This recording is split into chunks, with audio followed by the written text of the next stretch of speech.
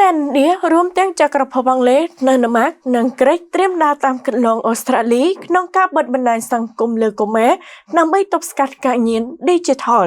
រលកនៃការរដ្ឋបិទការប្រើប្រាស់បណ្ដាញសង្គមលើយុវវ័យកំពុងរីករាលដាលយ៉ាងខ្លាំងពីអាស៊ីរហូតដល់អឺរ៉ុបបន្ទាប់ពីប្រទេសអូស្ត្រាលីបានក្លាយជាប្រទេសដំបូងគេ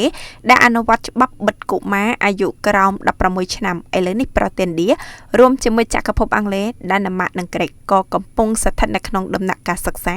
និងរៀបចំច្បាប់ស្រដៀងគ្នានេះដើម្បីការពារសុខភាពផ្លូវចិត្តនិងសុវត្ថិភាពទិន្នន័យរបស់យុវជនជំនាន់ក្រោយ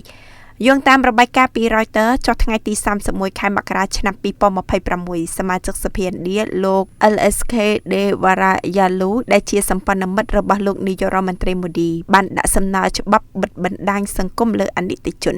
លោកបានបញ្ជាក់ថាមិនត្រឹមតែកុមារយើងញៀនបណ្ដាញសង្គមប៉ុណ្ណោះទេប៉ុន្តែឥណ្ឌាក៏ជាប្រភពផលិតទិន្នន័យដ៏ធំបំផុតសម្រាប់ក្រុមហ៊ុនបរទេសដើម្បីយកទៅបង្វឹកប្រព័ន្ធ AI របស់ពួកគេដោយមិនបង់ប្រាក់ខណៈដែលផលចំណេញសេដ្ឋកិច្ចបានទៅលើដៃបរទេសទាំងអស់ស្របពេលជាមួយគ្នានេះរបាយការណ៍សេដ្ឋកិច្ចជាតិឥណ្ឌាក៏បានផ្ដល់អនុសាសន៍ឲ្យមានការកំណត់អាយុអ្នកប្រើប្រាស់ដោយពណ៌នាថាក្បួនដោះស្រាយរបស់បណ្ដាញសង្គមដែលមានលក្ខណៈបបាញ់ដែលធ្វើឲ្យកុមារប៉ះពាល់ដល់ការសិក្សានិងការគេងបច្ចុប្បន្នរដ្ឋយ៉ាងហោចណាស់ពីរនៅក្នុងប្រទេសឥណ្ឌាបានចាប់ផ្ដើមចាត់វិធានការមុនរួចទៅហើយដែលនៅក្នុងនោះមានរដ្ឋហ្គោអាកំពុងពិនិត្យលទ្ធភាពបិទកុមារអាយុក្រោម16ឆ្នាំដែលយកគំរូតាមប្រទេសអូស្ត្រាលីនិងរដ្ឋអាន្ត្រាប្រទេសបានបង្កើតនូវគណៈកម្មការមន្ត្រីជាន់ខ្ពស់ដើម្បីសិក្សាពីក្របខ័ណ្ឌច្បាប់នៅក្នុងការកំណត់អាយុអ្នកប្រើប្រាស់ទន្ទឹមនឹងអាស៊ីប្រទេសធំៗនៅអឺរ៉ុបក៏កំពុងចាត់វិធានការយ៉ាងសកម្មផងដែរដោយចក្រភពអង់គ្លេសកំពុងសិក្សាពីវិធានការរដ្ឋបិទ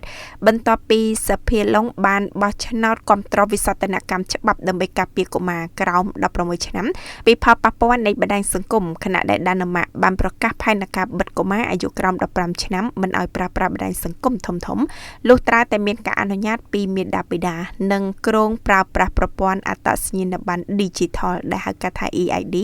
ដើម្បីគ្រប់គ្រងចំណែកក្រិកវិញនាយករដ្ឋមន្ត្រីបានបញ្ជាក់ថាខ្លួនកំពុងសិក្សាយ៉ាងយកចិត្តទុកដាក់ទៅលើ model អូស្ត្រាលីដើម្បីការពារខួរក្បាលកុមារពីការពិសោធន៍ Digital ដែលគ្មានការគ្រប់គ្រងរដ្ឋាភិបាលទាំងអស់មានកង្វល់រួមគ្នាលើបញ្ហាសុខភាពផ្លូវចិត្តការកើនឡើងនៃជំងឺបាក់ទឹកចិត្តបញ្ហារំលោភបំពានតាមអ៊ីនធឺណិតនិងការប៉ះពាល់នឹងមាតិកាមិនសមស្របតាមវ័យជាការឆ្លើយតបក្រុមហ៊ុនមេតាបានបញ្ជាក់ថាពួកគេគាំទ្រច្បាប់ដែលតម្រូវឲ្យមានការត្រួតពិនិត្យពីមាតាបិតាប៉ុន្តែបានប្រមានថាការបិទទាំងស្រុងអាចនឹងរុញច្រានយុវវ័យឲ្យទៅប្រើប្រាស់គេហទំព័រឬក៏កម្មវិធីដែលគ្មានសុវត្ថិភាពនិងគ្មានការត្រួតពិនិត្យវិញតើការបិទនេះមានប្រសិទ្ធភាពពិតមែនទេអ្នកជំនាញខ្លះយល់ឃើញថាវាជួយកាត់បន្ថយការញៀនប៉ុន្តែអ្នកខ្លះទៀតបារម្ភថាកុមារនឹងរកវិធីប្រើប្រាស់ VPN ឬក៏បច្ចេកវិទ្យាផ្សេងៗដើម្បីបន្លំចូលប្រើប្រាស់ដដែល